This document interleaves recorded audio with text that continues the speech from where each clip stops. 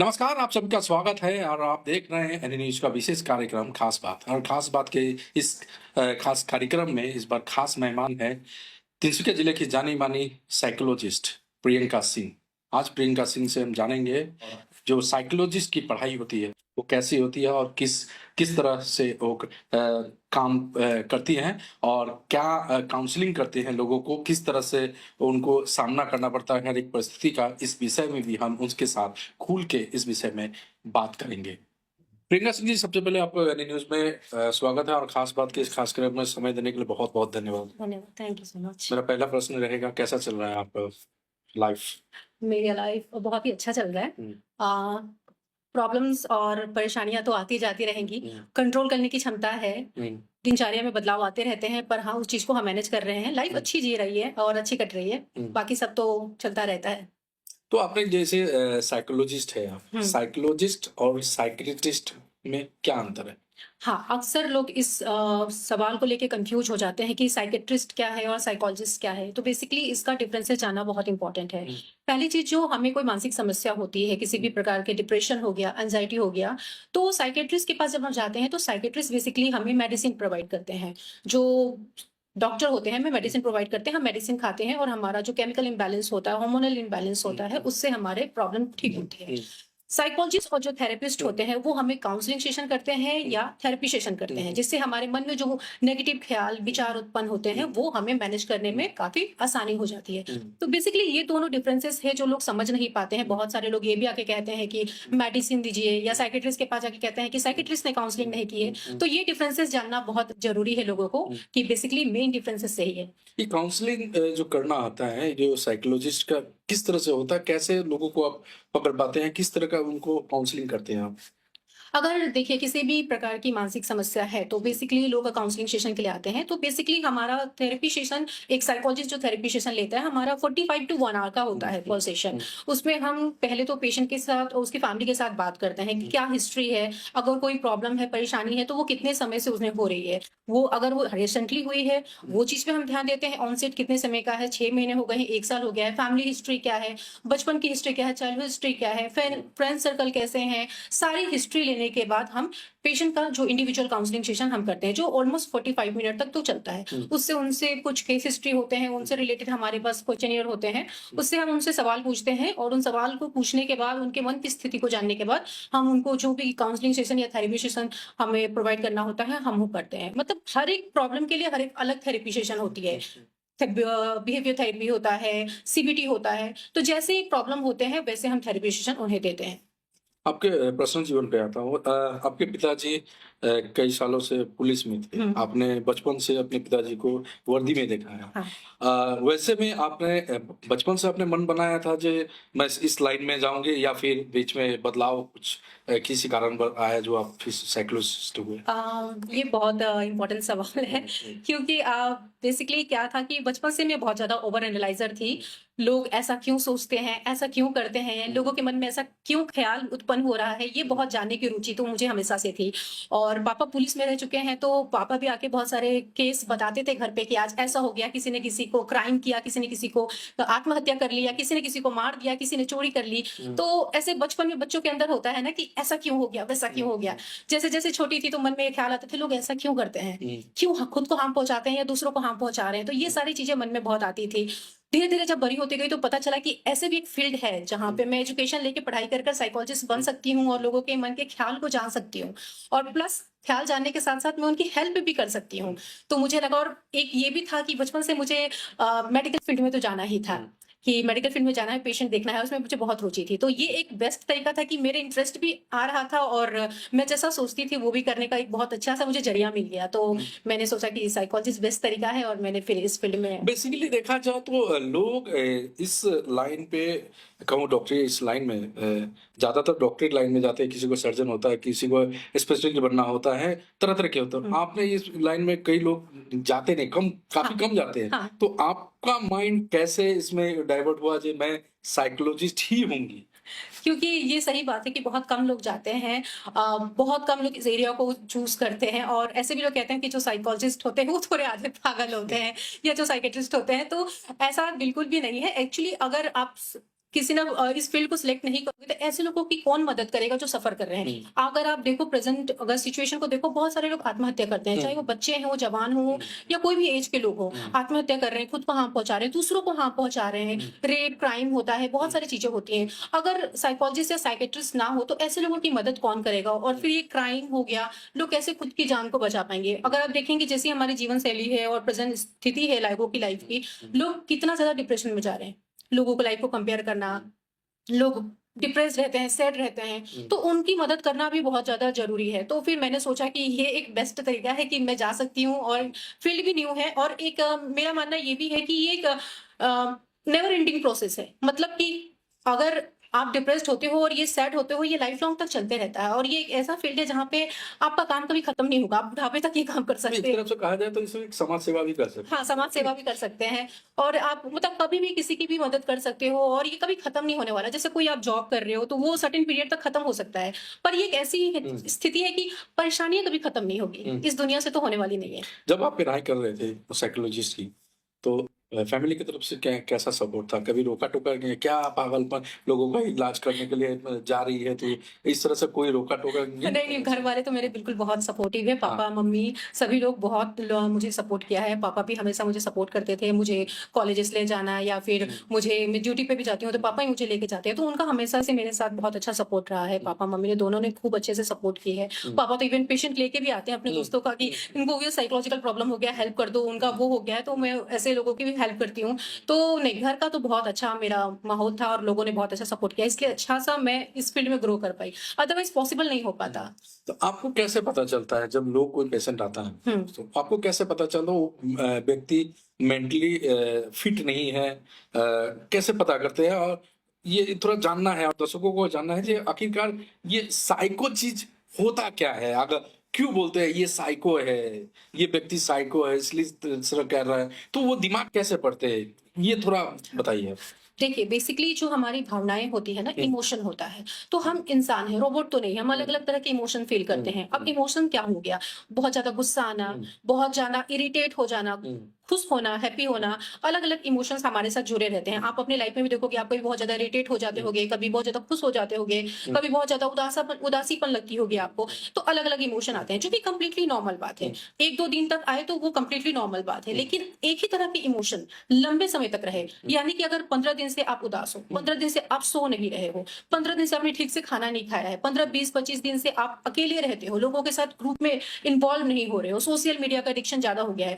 अगर आप मेल हो तो आपकी ड्रिंकिंग, स्मोकिंग बढ़ गई है। तो इस तरह से अगर आपके दिनचर्या में व्यवहार में चेंजेस आए हैं और वो कंटिन्यूअस 15, 20, 25 दिन, 1 महीने, साल भर से है, तो वहाँ पे वो साइकोलॉजिकल इलनेस की तरफ जाने लगता है। तो हम समझ जाते हैं कि ये इंसान साइकोलॉजिकल प्रॉब्लम से सफर कर रहा है। तो बेसिकली मेरा ये कहना है कि 1-2 दिन तक उदास होना इज कंप्लीटली नॉर्मल। वहाँ पे मैं नहीं कहूंगी कि आपको काउंसलिंग सेशन, थेरेपी सेशन की जरूरत है। पर अगर महीने भर से, साल भर से अगर आप उदास हो, तो वहाँ पे डेफिनेटली आपको थेरेपी सेशन लेना चाहिए।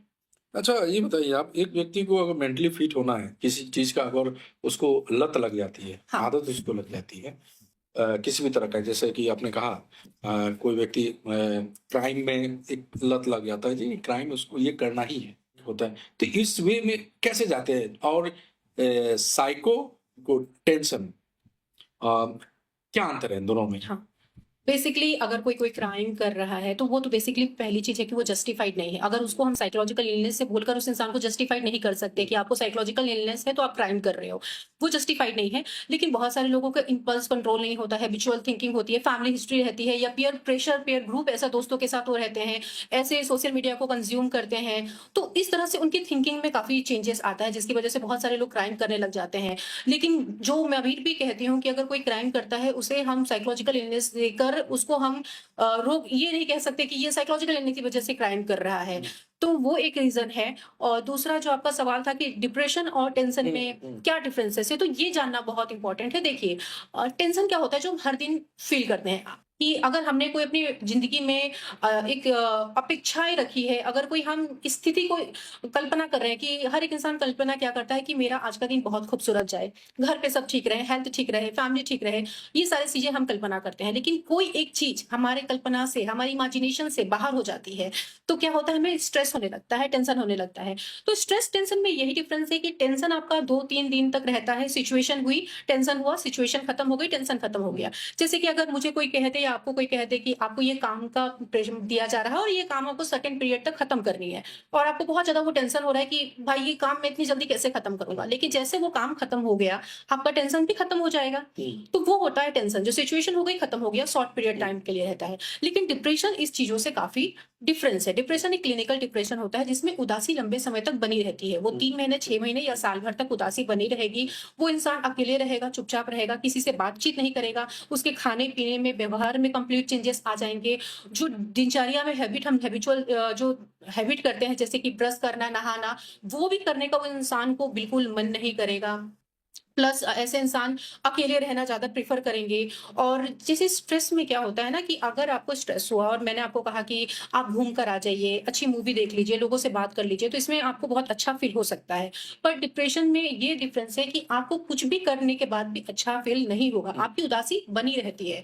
यहाँ पे होपलेसनेस, हेल्पलेसनेस और नेगेटिव थिंकिंग होती रहती है, साथ में कोई गलत कदम उठाने का ये एक हाँ। जरिया हो सकता है? डिप्रेशन में जो डिप्रेशन का सिम्पटम का जो लास्ट स्टेज होता है वो सुसाइड होता है। तो डिप्रेशन में अधिकतर लोग सुसाइड अटेम्प्ट करते हैं, खुद को हार्म पहुँचाते हैं क्योंकि उनको लगता है कि ज़िंदगी जीने का कोई फ़ायदा नहीं है, ज़िंदगी में अब कोई हैप्पीनेस बचा नहीं है और ऐसे लोग अपने आप को हार्म पहुँचाने की कोशिश करते हैं। कि ऐसा होता है क्या कई लोग ऐसा सुनने में आता है जो जो व्यक्ति सुसाइड करता है हाँ। वो पहले भी कई बार मतलब उसका मेंटली वो फिट नहीं रहता, वो कई दिनों से कोशिश करता है अपने आप को हार्म पहुंचाने की। ऐसा होता है कि मेंटली भी जो डिप्रेशन की, जैसे आपने बात कहा, डिप्रेशन की वजह से कई दिनों तक लोग अपने आप को अकेला रखना चाहते हैं, किसी से बात नहीं करते, कहीं जाना नहीं चाहते, तो वैसे व्यक्ति ही सुसाइड करते हैं क्या?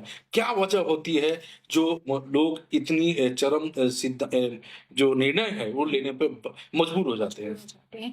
देखिए बेसिकली अगर सुसाइड के रीज़न्स के ऊपर अगर हम बात करें तो बेसिकली अगर मैं सिंपल शब्दों में बताऊँ तो सुसाइड के रीज़न्स को 2 तरह से हम डिवाइड कर सकते हैं। पहला तो साइकोलॉजिकल रीज़न होता है जैसे कि आपको डिप्रेशन हो गया जिसमें मैंने कहा कि हमारे बॉडी में हार्मोनल और केमिकल इम्बैलेंस होता है तो डिप्रेशन होता है, या जेनेटिक इश्यूज़ है, हमारी फैमिली में किसी को मेंटल इलनेस है तो डिप्रेशन हो सकता है। तो उस तरह से व्यक्ति सुसाइड अटेम्प्ट करते हैं। दूसरा बाइपोलर डिसऑर्डर हो गया, एडजस्टमेंट डिसऑर्डर हो गया, पोस्ट ट्रॉमेटिक स्ट्रेस डिसऑर्डर हो गया, बचपन में कोई ट्रॉमा रहा है, समथिंग लाइक दैट। तो इस तरह से, या सब्सटेंस अब्यूज डिसऑर्डर, बहुत सारे लोग ड्रिंकिंग, स्मोकिंग ज़्यादा सेवन करने लगते हैं, तो ये एक साइकोलॉजिकल फैक्टर होता है। दूसरा हो गया सोशल रीजन। अब किसी की लाइफ में जैसे कि सोशल रीजन में पर्सनल रीजंस आ सकते हैं, जैसे कि किसी की जॉब नहीं लग रही है, अनएम्प्लॉयमेंट है, डिवोर्स हो गया है, रिलेशनशिप डिफिकल्टीज है, जैसे कि बहुत ब्रेकअप होता है, आप सुन रहे होंगे कि बहुत सारे लोग ब्रेकअप की वजह से खुद को सेल्फ हार्म करते हैं, मैरिटल इश्यूज चल रहा है। और सोशल रीजंस में आ गया बचपन में किसी का ट्रॉमा रहा है, सेक्सुअल असॉल्ट हुआ है, डोमेस्टिक वायलेंस रहा है, या ऐसा भी बहुत बार पेशेंट में हमें देखने के लिए मिलता है कि माता पिता लड़ाई झगड़े करते हैं, डोमेस्टिक वायलेंस करते हैं, तो उस बच्चे के दिमाग में काफी गहरा असर पड़ता है, जिसकी वजह से वो बच्चा तब तो देखता सब कुछ है लेकिन समझ नहीं पाता। लेकिन जैसे जैसे वो बड़ा होते जाता है, अपने टीनेज में पहुंचता है, तो मुझे चीजें समझ आने लगती है, तो उस एज में भी बच्चे डिप्रेशन में चले जाते हैं, खुद को हार्म पहुंचाते हैं, वो देख देकर उनके मानसिक स्थिति बदल चुकी होती है। तो ये सोशल रीजन हो गया, आपका पर्सनल रीजन हो गया।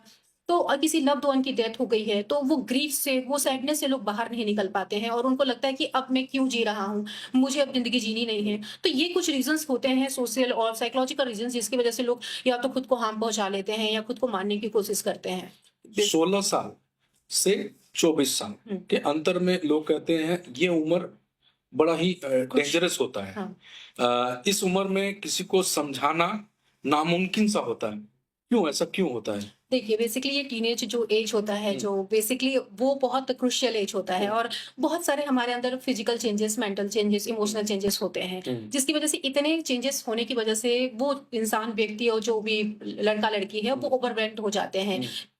बायोलॉजिकल चेंजेस बहुत सारे होते हैं हमारे अंदर, तो इमोशंस को मैनेज ना कर पाने की वजह से वो गलत डिसीजन ले लेते हैं। पीयर प्रेशर का इन्फ्लुएंस बहुत ज्यादा होता है। पीयर प्रेशर जैसे कि दोस्तों का इन्फ्लुएंस बहुत ज्यादा होता है कि ये करना है तो आप ग्रुप में इन्वॉल्व नहीं हो पाओगे, अगर ऐसा नहीं करोगे तो हम आपको अपना दोस्त नहीं बनाएंगे।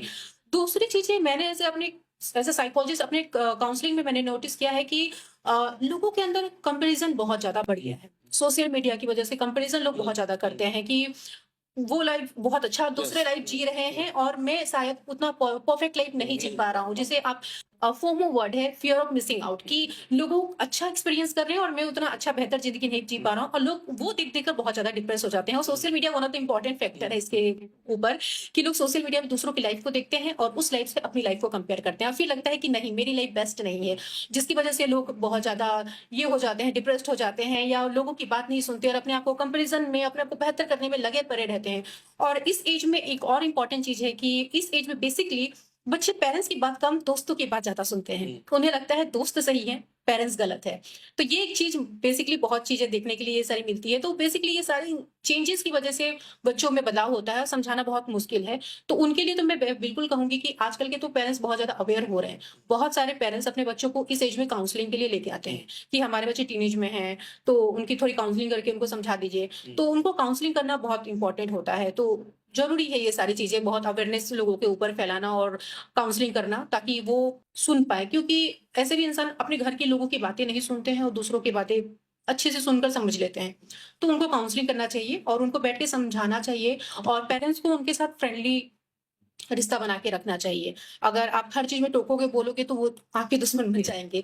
तो सम टाइम उनकी बातें भी सुनना, समझना, दोस्ती का रिलेशन बनाए रखना, जज नहीं करना, तो ये सारी चीजें पेरेंट्स का भी कुछ इंपॉर्टेंट रिस्पॉन्सिबिलिटी है जो करना चाहिए। क्योंकि अभी पेरेंट्स बनना बहुत डिफिकल्ट है।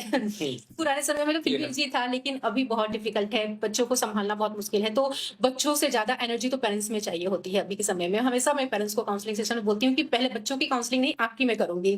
तो पेरेंट्स को अंदर एनर्जी लाना बहुत ज्यादा इंपॉर्टेंट है। तो ये सारी चीजें हैं कि दोनों में बदलाव लाना, समय के साथ खुद को थोड़ा बदलना इंपॉर्टेंट है। अच्छा प्रियंका जी, ये एक चीज बताइए, जिद और साइको क्या डिफरेंस है? जीत बेसिकली जीत हो गया कि एक ही बात में अड़े रहना, कि मैं जो बोल रहा हूँ वही सही है, मैं जो कर रहा हूँ वही सही है, मैं जो सोच रहा हूँ वही सही चाहे है। गलत हो। हाँ, चाहे वो गलत हो, लेकिन खुद को सही समझना एक जीत होती है। जो आप गलत भी हो सकते हो, दुनिया की नजर में आप सही नहीं भी हो सकते हो। पर साइको एक टोटली डिफरेंट चीज है। साइको यानी कि साइकोसिस, वो एक जो इंसान साइको है या साइकोपैथ है या साइकोसिस में है, वो रियलिटी में नहीं रहता है, वो एक इमेजिनेशन वर्ल्ड में रहता है। जैसे कि आपने बहुत बार सुना होगा कि लोगों को चीजें सुनाई देती हैं, दिखाई देती हैं, जो रियलिटी में नहीं रहती। बहुत सारे लोग हेलुसिनेशन करते हैं, डिल्यूशन करते हैं, उन्हें ऐसी आवाजें सुनाई देती है, ऐसे लोग दिखाई देते हैं जो नहीं रहते, प्रेजेंट नहीं रहते, जो बेसिकली भूत ऐसे लोग जो बोलते हैं। तो वो रियलिटी में ना रहने की वजह से होता है, तो उसको हम साइकोसिस या साइको कहते हैं। और जो आप जीत बोल रहे हो, वो तो हैबिचुअल थिंकिंग है कि मैं जो सोच रहा हूँ वो सही है। तो वो टोटली दोनों डिफरेंट है। दोनों को लोग आम भाषा में शब्दों का इस्तेमाल करते हैं, पर दोनों में बहुत अंतर है। अभी जैसे डिजिटल जमाना है हाँ, और सोशल मीडिया का जमाना है, अक्सर देखा जाता है माँ बाप क्या करते हैं, अपने बच्चों को रोता हुआ देख कर अपने जिद अपने से दूर रखने, अपने से थोड़ी सी अलग रखने के लिए क्या कि जिद कर रहा बच्चा तो मोबाइल उसे दे देते दे हैं। देते हैं। ये देना सही है या गलत है? आगे जाके क्या नुकसान है, क्या फायदा है इसका? देखिए, बेसिकली जो आज के प्रेजेंट समय पे पेरेंट्स क्या करते हैं, बच्चों को चुप कराने के लिए या उनकी जिद को रोकने के लिए फोन दे देते हैं। मैं अक्सर अपने थेरेपी सेशन में या लेक्चर्स में लोगों से ये सवाल करती हूँ कि जब बच्चा पैदा हुआ था, उसने अपने हाथ में पहले खुद से फोन तो लिया नहीं। ये हमारी जो हैबिट है, हमारी जो आदत है, हमने खुद लगाई है। तो इस हैबिट को बिल्कुल सही नहीं है। आगे जाके ये बहुत बुरी आदत लत लग सकती है। कुछ ऐसे भी पेशेंट आते हैं जो बोलते हैं गेम से एडिक्टेड हो गए हैं, सोशल मीडिया से एडिक्टेड हो गए हैं, फोन से एडिक्टेड हो गए हैं। 16-17 साल का लड़का है जो एक एक दिन, 2-2 दिन, 36-36 घंटे तक कंप्यूटर में और लैपटॉप में बैठ के गेम खेल रहा है। आप सोचो, बिना खाए पिए, बिना नहाए, बिना किसी से बातचीत किए वो 36 घंटा गेम खेल रहा है। तो ये सारे एडिक्शन आगे जाके में बन सकते हैं। तो फोन देना बिल्कुल भी सही नहीं है। हाँ, अगर कोई देखिए, हमारी प्रेजेंट सिचुएशन में हमारा एजुकेशनल सिस्टम जो है फोन पे डिपेंड है, और कोविड के बाद तो फोन में डिपेंड रहना, वो चीज बहुत ज्यादा बढ़ गई है। तो थोड़ा सा हमारा ध्यान रहना कि हमारा बच्चा क्या कर रहा है। एक रूटीन बनाना कि हम सर्टेन पीरियड तक आपको फोन देंगे, उस पीरियड तक आप अपना जो भी काम कर सकते हो करो, उसके बाद आप फोन आपसे ले लेंगे। और प्रॉपर ध्यान रखना कि बच्चा फोन पे क्या कर रहा है, गेम तो नहीं खेल रहा है, सोशल मीडिया का एडिक्शन तो नहीं हो रहा है, या कोई रील्स वीडियोस तो नहीं देख रहा है जो नहीं देखना चाहिए। तो इन बातों पे ध्यान देना पेरेंट्स के लिए बहुत जरूरी है। तो इस सारी चीजों पे केयरफुल होना बहुत इंपॉर्टेंट है। अगर कोई व्यक्ति पूरी तरह से डिप्रेशन में चला जाता है, तो वैसे में उस व्यक्ति को क्या करना चाहिए रिकवर करने के लिए? बेसिकली अगर कोई क्लिनिकल डिप्रेस्ड है और डिप्रेशन में जाता है और वो प्रॉपर साइकेट्रिस्ट के थ्रू अगर वो डायग्नोस्ड होता है कि वो डिप्रेशन में है, तो बेसिकली पहली चीज है कि उसे तो साइकेट्रिस्ट के पास जाके मेडिसिन लेना ही चाहिए। बहुत इंपॉर्टेंट है, अगर उसे लग रहा है कि मेरे मनोभावनाएं में कुछ चेंजेस आए हैं, तो उसे डिप्रेशन है तो उसे साइकेट्रिस्ट के पास जाके मेडिसिन लेना चाहिए। दूसरी चीज है कि उसे प्रॉपर थेरेपी सेशन लेना चाहिए। हमेशा आप दोनों चीजें लेते हो तो बहुत जल्दी अगर आप ठीक होते हो, अगर आप मेडिसिन और थेरेपी सेशन दोनों साथ में लेते हो तो आप बहुत जल्दी ठीक हो जाओगे। तीसरा है कि अपने लाइफ़स्टाइल को थोड़ा चेंज करना होता है। लाइफ़स्टाइल को चेंज करने का मतलब है अपना खान-पान ठीक करना, ड्रिंकिंग, स्मोकिंग नहीं करना, प्रॉपर स्लीप लेना, मेडिटेशन करना, एक्सरसाइज करना, लोगों से बातचीत करना, अकेले ना रहना और जितना हो सकेगा दिन भर में कोई एक चीज़ ऐसी ज़रूर करना जिससे आपको हैप्पीनेस मिले। वो कुछ भी हो सकता है, चाहे आप बुक रीडिंग करते हो, आप डांस करते हो, म्यूज़िक सुनते हो, कुकिंग करते हो, कुछ भी हो सकता है, लेकिन एक चीज़ ज़रूर ऐसी कीजिए जिससे आपको हैप्पीनेस मिलता है। तो ये सारी चीज़ें बिल्कुल हमें करना चाहिए और सबसे इम्पोर्टेंट चीज़ है, ऐसे लोगों को बिल्कुल भी अकेले नहीं छोड़ना चाहिए। तो एक चीज मैं जानने की कोशिश कर रहा हूँ और लोग दर्शक भी जानने की कोशिश करेंगे। एक चीज होता है जैसे आपने कहा जो ड्रिंक्स लोग करते हैं, हुँ, ड्रिंक्स करने से पहले लोग नॉर्मल मूड में होते हैं, अच्छी तरह बातें करते हुँ, हैं। जैसे वो ड्रिंक्स अंदर जाता है, उसके बाद में उनका बिहेव पूरी तरह से बदल जाता है। हाँ, और कभी-कभी दिखाई भी देता है, कल एक्सीडेंट हो जाता है या किसी के साथ हुँ। लड़ाई झगड़ा हो जाता है। तो ये परिवर्तन कैसे होता है? वो दिमाग पे सीधे असर करता है, पूरी तरह से एग्रेसिव मूड में आ जाता है या फिर हैप्पीनेस मूड में आ जाता है। हुँ। ये कैसे चेंज होता है? ये भी साइकोलॉजी का कुछ हिस्सा है क्या ये? ये साइकोलॉजिकल हिस्सा नहीं, मतलब ये जो ड्रिंक का सेवन करते हुँ, हैं तो उसकी वजह से हमारे अंदर जो चेंजेस आते हैं ड्रिंक सेवन करने के बाद, तो वो बेसिकली तो ड्रिंकिंग की वजह से होता है कि पर्सन यूफोरिया स्टेज में चला जाता है या डिप्रेस्ड होता है तो और ज़्यादा डिप्रेशन में चला जाता है। और बहुत सारे लोग आकर मुझे ये भी बोलते हैं कि मैडम हम ड्रिंकिंग इसलिए करते हैं, स्मोकिंग इसलिए करते हैं क्योंकि स्ट्रेस बहुत ज़्यादा है, टेंशन बहुत ज़्यादा है, टेंशन से निकलने के लिए करते हैं। तो ये चीज़ मैं बेसिकली आप लोगों को बताना चाहती हूँ कि ड्रिंक करने से हमारी नेगेटिव थिंकिंग जो होती है वो और ज़्यादा ट्रिगर हो जाती है। हुँ, और लोग सोचते हैं कि ड्रिंकिंग, स्मोकिंग एक सॉल्यूशन है किसी प्रॉब्लम का, हुँ, पर ये परमानेंट सॉल्यूशन नहीं है। अगर आप देखोगे ड्रिंकिंग, स्मोकिंग करोगे तो वो इंसान सर्टेन समय तक एक अलग स्टेज में रहता है। हुँ, हुँ, और जैसे सुबह का समय होता है, वो जैसे ड्रिंक उतरा, प्रॉब्लम वहीं से शुरू हो गई। हुँ।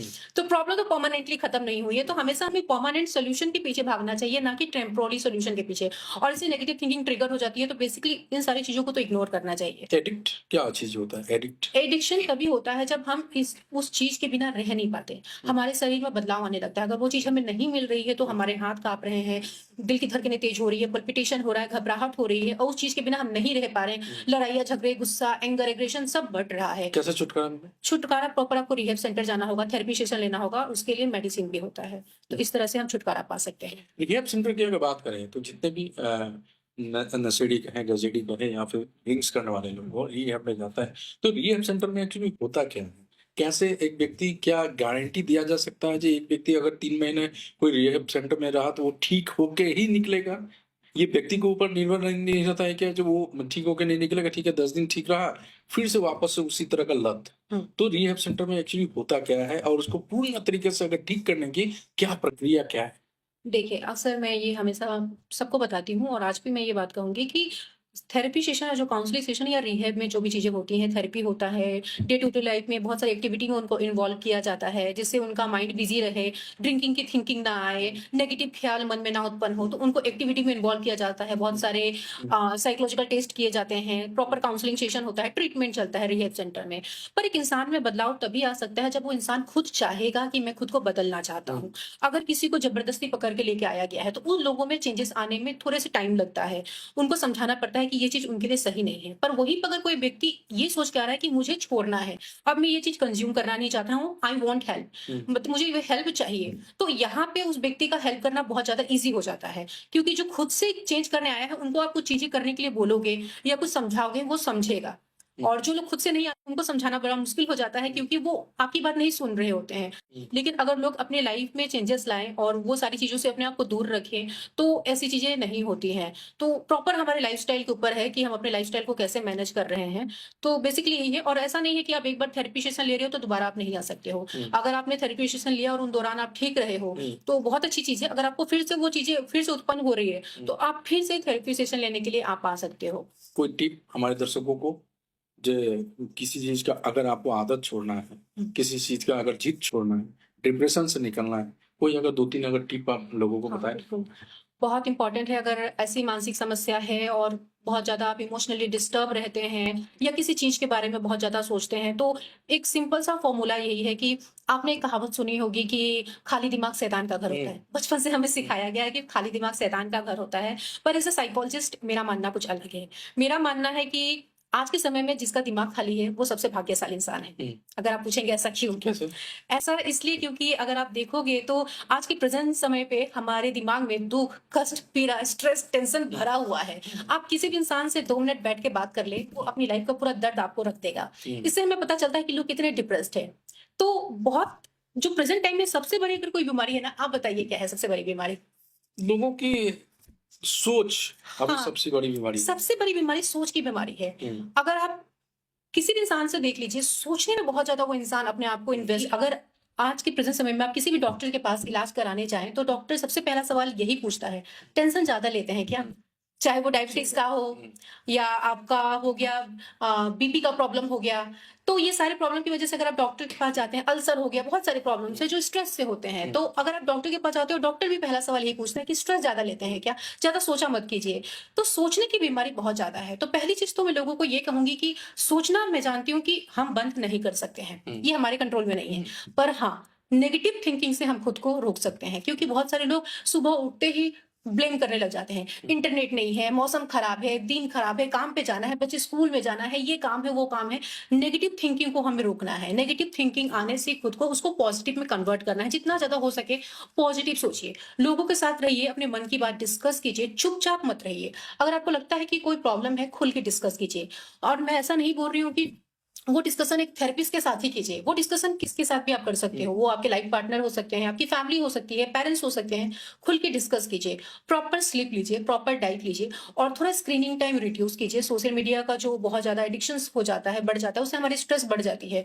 तो स्क्रीनिंग टाइम थोड़ा रिड्यूस करना होता है और हो सकेगा थोड़ा-सा मेडिटेशन, हुँ। एक्सरसाइज और दिन भर में कोई ऐसा काम जिससे आपको हैप्पीनेस मिल रहा है, खुशी मिल रही है, वो एक काम ज़रूर करना चाहिए। तो बेसिकली ये सारी चीज़ों से हम अपने लाइफ़स्टाइल को भी चेंज कर अपने आप को बहुत सारी बीमारियों से दूर कर सकते हैं। तो ये इम्पोर्टेंट है कि ये सारी चीज़ें हमें करनी चाहिए। चलिए, दिन में जो अच्छा लगे आपके मन को, वो काम दिन में एक बार ज़रूर कीजिए ताकि आप स्ट्रेस से बचें और थोड़ी दिमागी हालत कमज़ोर होने से भी बचें। तो ये थे प्रियंका सिंह जो साइकोलॉजिस्ट हैं और इनके टिप्स आशा करता हूँ आप लोगों तक पहुँची होगी और इनके टिप्स के अपने जीवन में आप ज़रूर इस्तेमाल कीजिए। और प्रियंका सिंह जी सबसे पहले तो आप सबसे बड़ा धन्यवाद हमें इतनी कीमती समय देने के लिए अपने बिजी शेड्यूल में। और हमारा ये काम रहता है खास बात कार्यक्रम में जो नए-नए लोगों से लोगों को रूबरू करवाएँ, उनसे साथ उनकी बातें कुछ शेयर करें ताकि हमारे दर्शकों को उससे लाभ भी मिल सके। फिर से थैंक यू। नहीं, आप भी बहुत अच्छा काम कर रहे हो। इससे एटलीस्ट लोगों में अवेयरनेस होगी और लोगों को पता भी चलेगा कि अगर मानसिक समस्या है तो हमें थेरेपिस्ट के पास जाना चाहिए और उससे प्रॉब्लम का सॉल्यूशन ढूँढना चाहिए, बातचीत करनी चाहिए। तो ये बहुत अच्छा आप भी काम कर रहे हो। आपके इस चीज़ों से सेशन से बहुत लोगों की हेल्प हो जाएगी और बहुत लोगों तक मैसेज भी जाएगा, बहुत सारे लोग बहुत कुछ सीख पाएँगे। तो धन्यवाद आपको भी। तो यही खास बात की खासियत है जो हम नए-नए लोगों से मुलाकात करवाते हैं, उनकी जो जीवन शैली के बारे में जानते हैं, उनसे कुछ बातें जानने की कोशिश करते हैं, सीखने की कोशिश करते हैं, जो आप तक पहुँचाने की भी कोशिश करते हैं। यूँ ही नए-नए मेहमानों के साथ मुलाकात करने के लिए देखते रहिए खास बात और नए ताज़ा तरीन खबरों के लिए बने रहिए एनी न्यूज़ के साथ। तब तक के लिए दीजिए इजाज़त। नमस्कार।